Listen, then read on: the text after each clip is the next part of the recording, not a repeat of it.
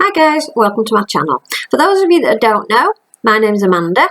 I'm running a series of videos teaching people how to sew from the very beginning, so from scratch, so you've never sewn anything before, all the way through to you being able to do an actual garment to wear, make cushions, make handbags, that kind of thing.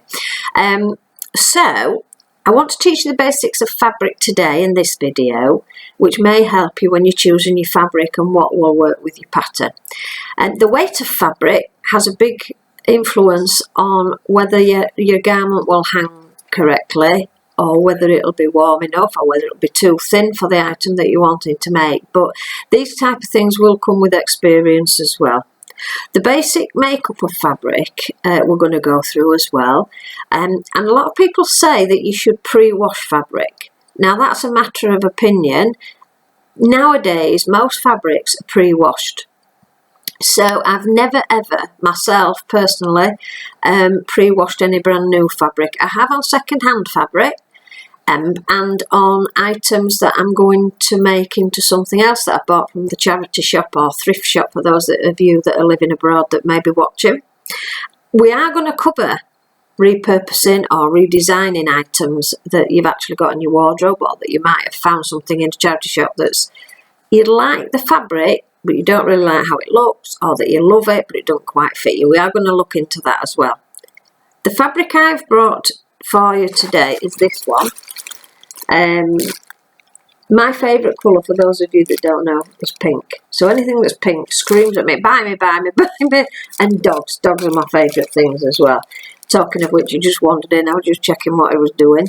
Anyway, quiet for now. He starts moaning and whinging. We know he wants picking up, but he's a bit of a diva. Right, okay. So, fabric, the basic question of whether you should pre-wash or not, I never have. And to be honest, I've never had any mishaps with it. I don't know if that's because of being lucky, or whether it's just because the fabric has been pre-shrunk at the factory. I'm not really sure. But anyhow, fingers crossed, I've not had a problem as yet. I don't know, on second-hand fabrics, you need to watch for things such as moth holes. If you're buying something from a charity shop to use, you need to look at things such as moth holes. If there's any holes in it, there's no reason you shouldn't buy it, but proceed with caution. Check it thoroughly. You can repair the holes, or do a temporary fix on the holes, or cover it up somehow. It depends whereabouts it is, obviously. The fabric I'm going to show you today is a lightweight cotton. Let's take it out of the bag. I bought 2 meters. Okay, so I didn't know what I wanted to make with it, but I've now decided I want to do a shirt in it.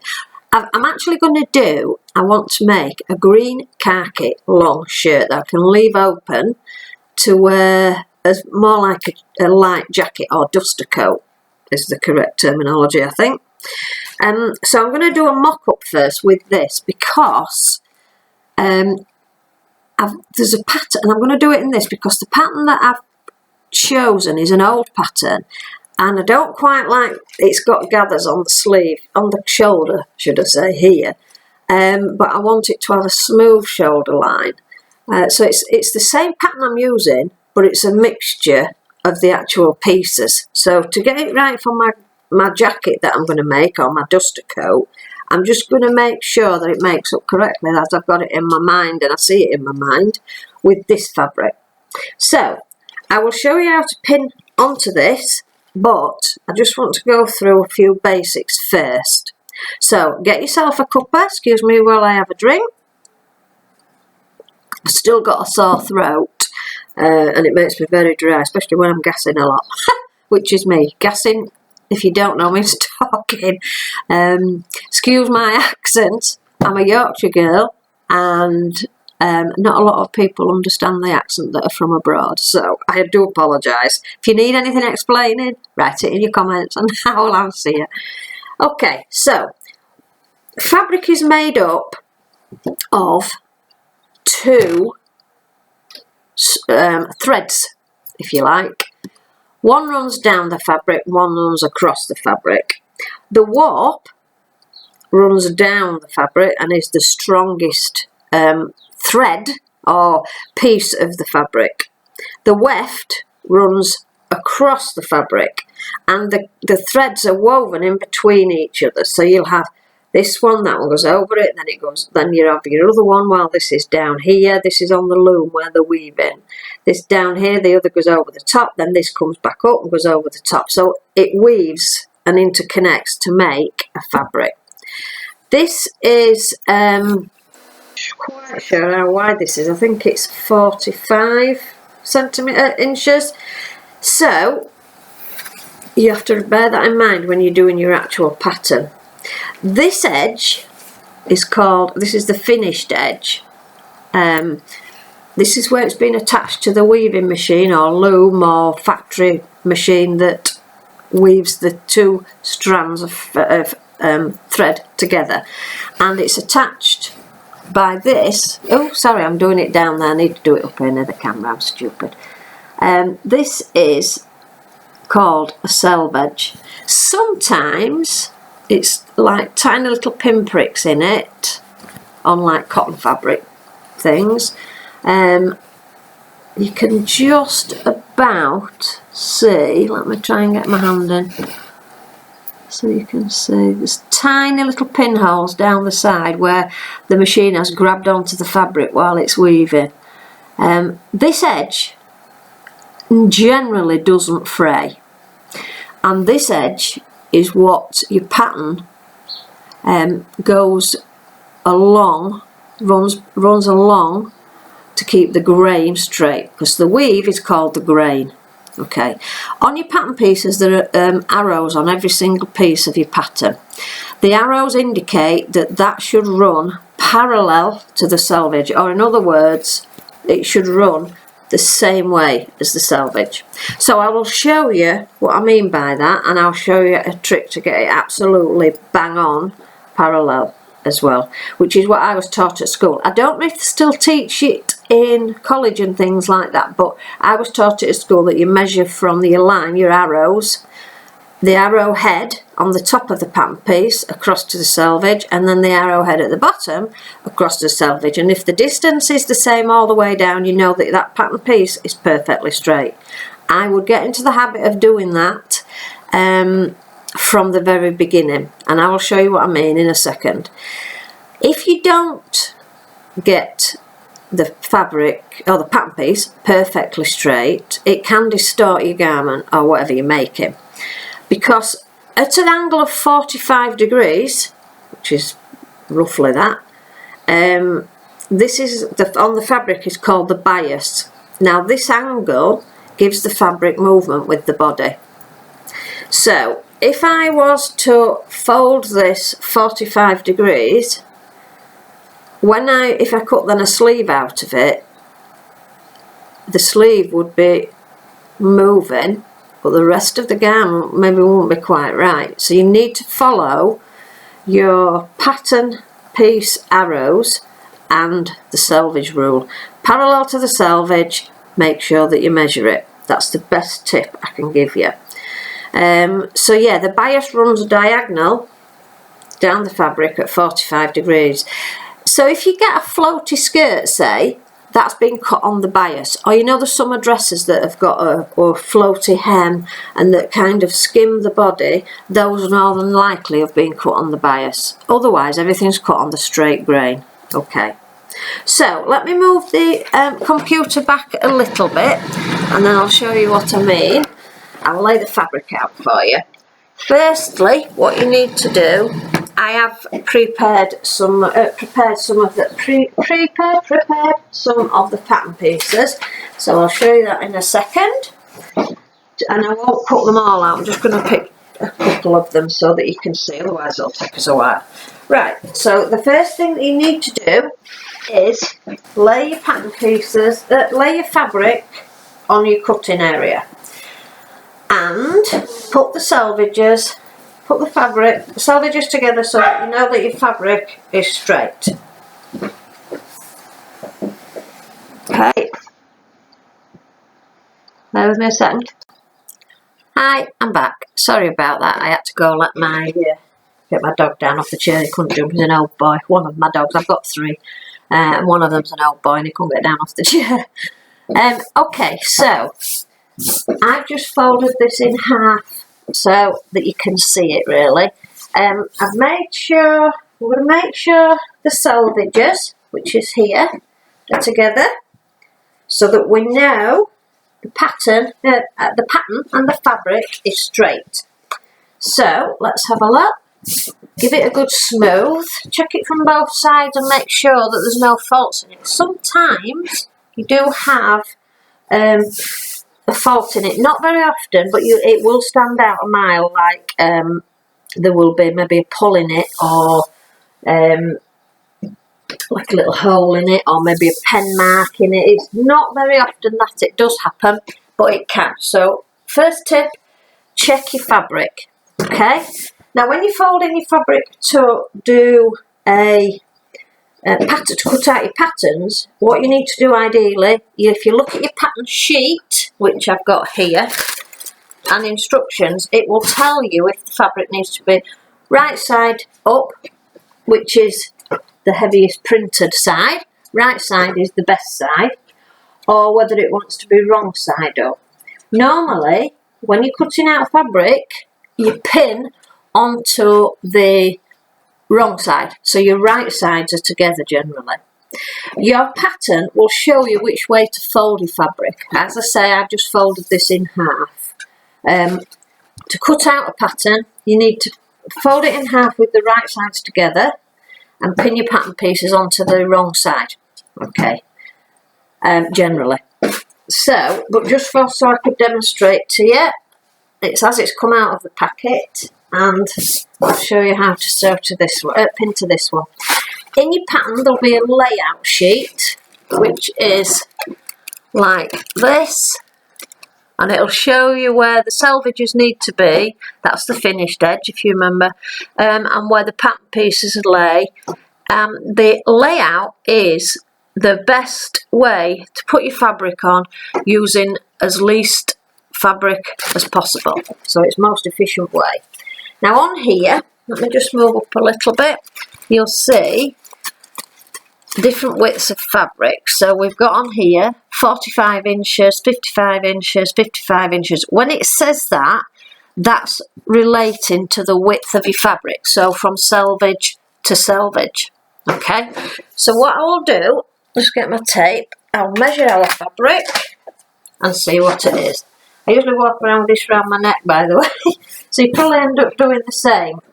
So, right on the selvage with your tape measure, can you see me? No, here you can. On the selvage with your tape measure, flat in a straight line across the fabric. Slide the fabric in your hand on the tape if you need to, and it is 45 inches wide. Okay, which is 114 centimetres. Right, so we've checked that, we've turned it right sides together, we've checked the width, we've got our layout of how the pattern pieces should fit, and as I say, I'm not going to use all the pattern pieces because it'll take me forever to pin them on, and then you'll lose interest, I think. So, what I'm going to do is, on this, I'm just going to put 3 pieces. Now, when I said to you in the last video about when you pattern, folding the lines back to the size that you want to make, I've pre-done this. So I've left this out. This is exactly the size that this piece of paper is. I've cut all the spare paper off, what doesn't need to be in the pattern. And then fold down to the line I need it to be, what size I want to do. And that is what I tend to do with all my pieces. I tend to pre-prepare all the pattern pieces before I pin onto my fabric. Okay, this is the line that I was saying about the straight grain. So this is the line that needs to run parallel to your selvage. And we tend to measure from here and across to the selvage, and then near the other end of the line and across to the selvage. The same with each piece. There's your straight grain. This needs to be parallel to the selvage, and then every piece has it on. So this is the the cuff for the one that I'm going to do, and again the straight grain is shown on here with the arrow. That needs to run parallel to the selvage. So on your pattern layout sheet, you have a look and you follow what it says for how to lay your fabric on your how to lay pattern pieces on your fabric. So for this one, because it's a straight grain, now bear in mind I'm not following the pattern layout for this because I'm just demonstrating how you pin them on. You don't actually use a selvage, because for some, if there's any reason that does start to fray, or it shouldn't, or that there's an issue with it, it's a bit being pulled a little bit or something, you don't want that in your actual garment, and you don't want the little tiny holes in there either. So every time there's been a pin put in, or like where it's been held on the machine, that's gone through fibres on the fabric, so it's obviously made little weak spots, and you don't want any weak spots with your item. Now the pieces, this one says cut 2 on the fold, if you can see that. That means you cut 2 of the item. Hi, yeah, sorry, I had to pause again for the dog, as normal. Okay, yeah, so the fold, as we were saying about this one, it says cut 2 from this pattern piece on the fold. So the fold is where you folded your fabric in half. It's the end bit that's actually, when I can get hold of it, separate it to show you. The fold line is this here, where it's folded over with, when you folded the fabric, it's where it's folded over. So that may sound quite straightforward. So I'm sorry if you knew what I meant, but I do need to explain it to you. So that's your fold line, that way. Now you could maybe, in your instructions, have been told to fold it the other way. So selvages to selvage that way, instead of in half that way. Your pattern will make it clear.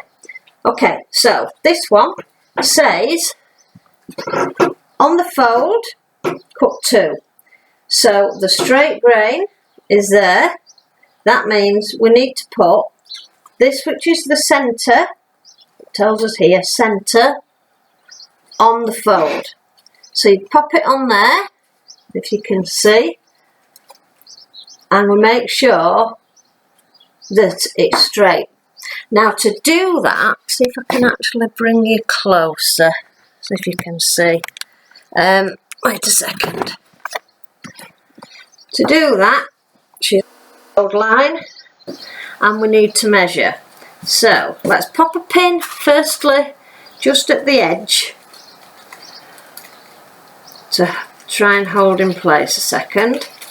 Straight down, and then with your tape measure from, I'll show you on this piece, from this line here across to the selvage, you measure. From this line here across to the selvage, you measure. So on mine it is 2 7/8 at the head of the arrow, and the other end of the arrow, put that straight, I just knocked it, 2 7/8, and at the other end of the arrow 2 7/8. So we know that piece is perfectly straight, so we can put another pin in there to hold it. Okay, now pinning may sound easy, but it's not always. If you try to pin your fabric like this and get the pattern piece in the right place, in the right shape, it's very difficult to just pin your fabric without holding the other side. What you need to do is pick your pattern piece up. You know it's straight. I've got my fingers underneath supporting it. Put your pin straight down, bend it towards this end and push it back through. That holds that piece of pattern onto the fabric. And do that all the way down. Now try to maintain your pins within your seam allowance, which generally on a pattern it's 5/8 of an inch. It will tell you again on your pattern. So you pin all the way down and across the bottom. Now when I get to the corners, I put my pins diagonally so that you can cut easily without having to remove the pins because they're sticking out. Okay, so let me just straighten that a little bit, pin that in there like so, make sure that's flat. Okay, so when you've got those pinned on, I'll show you what it'll be like. Just bear with me a minute. I'll just put my corner one in there. Right, so those are now pinned on. The fabric is pinned to the pattern. It's held secure. I've picked it up, it hasn't moved, it's not gone anywhere. So we need to cut 2 of those, so I'll need to repeat that further over, whatever the pattern instructions tell us.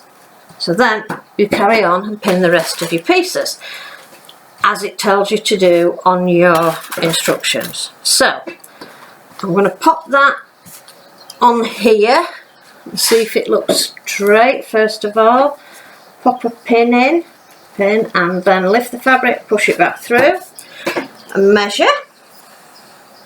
So this is from the head, centre of the head, across to the selvage is 14 inches, and this end is 14 inches. I've done it again, haven't I? Keep catching the thing. Right, so let's see, I need the pattern to be 14. There, yeah, we go. There we go. Hold it in the middle, don't let me knock it again. Pin in and push, and then pin all the way around. So let's just do that quickly. I'll do the corner just so that you can see that it's on there, and then I'll show you when they're all on there in the seam allowance. Pin, pin, pin. Now use as many pins as you want, there's no right and wrong way with pins. I do prefer pins for patterns because the pattern piece doesn't move. I may use the pattern weights that I've shown you for, you know, just laying out my pattern piece as we get all your fabric spread out. Pop the pattern piece on. If you've pinned it on and then you've got to unpin it off because it's not quite in the right place, it can be a bit of a pain. So I tend to use the weights just to plonk on the pattern piece before I put any pins in, and then get them all in the right place, jiggle them about if you have to, then pin and take the weights off. So that's how I personally do it. Okay, so there's my pattern pieces on. They're in place, they're not going to fall off. Got another one there, but you get the drift. You'll end up with a piece of fabric all full of your patterns, and then all you need to do is cut round each one. Check on your pattern that it does include your seam allowance, because if it doesn't, you will need to add that on. So you will need to then draw a line with your tailor's chalk. However wide the seam allowance is going to be, you will need to draw that on top, not on top of the pattern, but on top of the edge here. So if it's 1 centimetre, it's from that line of the edge of your pattern 1 centimetre out, but you would need to do that all the way around.